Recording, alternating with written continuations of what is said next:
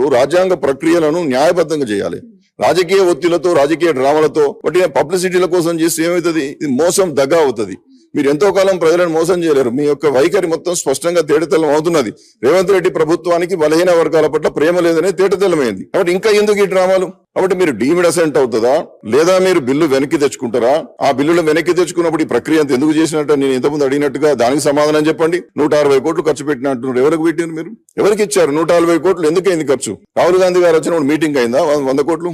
కాబట్టి ఇవన్నీ కూడా అనేకమైన సంశయాలు ఉన్నాయి. ఈ సంశయాలను నివృత్తి చేస్తూ మీ నిబద్ధతను, మీ నిజాయితీని నిరూపించుకోవాల్సిన అవసరం ఉన్నది. 42% సంబంధించినటువంటి ప్రణాళికలను ఇప్పటికైనా రియలైజ్ అయ్యి మీరు చేసే తప్పులను ఒప్పుకొని ఇప్పటికైనా చట్టబద్ధంగా మళ్ళీ కమిషన్స్ ను ఎట్సెట్రాను మీరు కాన్స్టిట్యూట్ చేసి ఒక పద్ధతి ప్రకారం ముందుకు పోయి 42% తీసుకురండి. ఆర్డినెన్స్ల పేరిట, చట్ట సవరణల పేరిట మీరు ఒక తప్పు చేయబోయి ఇంకో తప్పులో ఇరుక్కుపోతున్నారు. ఇది మంచి పద్ధతి కాదు. మీ వైఖరి మార్చుకోవాలని చెప్పి నేను సూచన చేస్తున్నాను.